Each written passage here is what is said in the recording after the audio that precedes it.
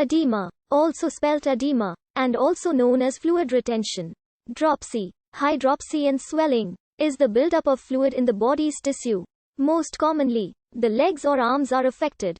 Symptoms may include skin which feels tight. The area may feel heavy, and affected joints may be hard to move. Other symptoms depend on the underlying cause.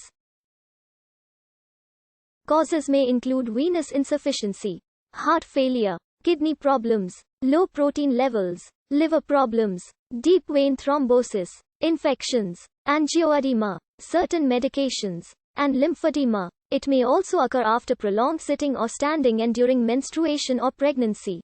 The condition is more concerning if it starts suddenly, or pain or shortness of breath is present. Treatment depends on the underlying cause. If the underlying mechanism involves sodium retention, decreased salt intake and a diuretic may be used. Elevating the legs and support stockings may be useful for edema of the legs. Older people are more commonly affected. The word is from the Greek oedema meaning swelling. An edema will occur in specific organs as part of inflammations, tendinitis or pancreatitis. For instance, certain organs develop edema through tissue-specific mechanisms. Examples of edema in specific organs. Edema of both legs after walking more than 100 km for 2 weeks post-surgery, left and right. Ring fingers of the same individual. The distal phalanx of the finger on the right exhibits edema due to acute paronychia.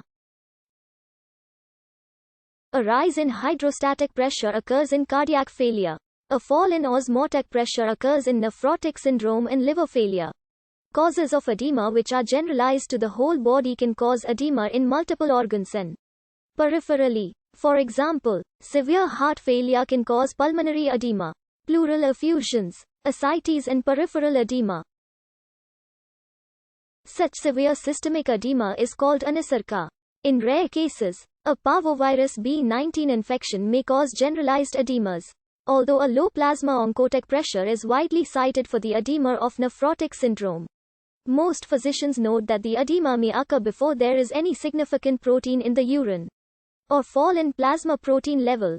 Most forms of nephrotic syndrome are due to biochemical and structural changes in the basement membrane of capillaries in the kidney glomeruli, and these changes occur, if to a lesser degree, in the vessels of most other tissues of the body.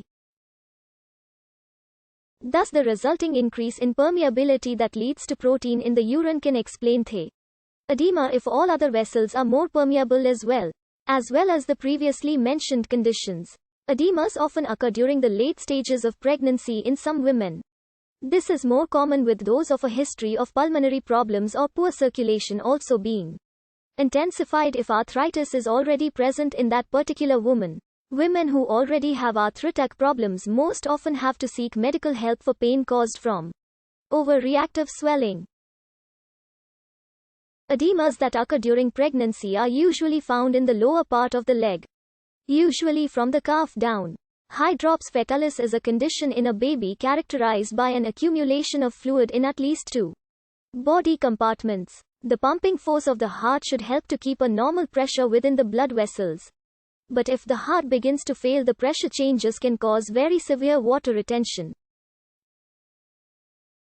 In this condition, water retention is mostly visible in the legs, feet and ankles, but water also collects in the lungs, where it causes a chronic cough. This condition is usually treated with diuretics. Otherwise, the water retention may cause breathing problems and additional stress on the heart. Another cause of severe water retention is kidney failure, where the kidneys are no longer able to filter fluid out of the blood and turn it into urine. Kidney disease often starts with inflammation. For instance, in the case of diseases such as nephrotic syndrome or lupus. Once again, this type of water retention is usually visible in the form of swollen legs and ankles. Protein attracts water and plays an important role in water balance.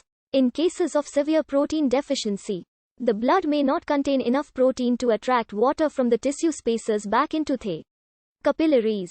This is why starvation often shows an enlarged abdomen. The abdomen is swollen with edema or water retention caused by the lack of protein in the diet. When the capillary walls are too permeable, protein can leak out of the blood and settle in the tissue spaces. It will then act like a magnet for water, continuously attracting more water from the blood to accumulate in the tissue spaces. Swollen legs, feet and ankles are common in late pregnancy. The problem is partly caused by the weight of the uterus on the major veins of the pelvis.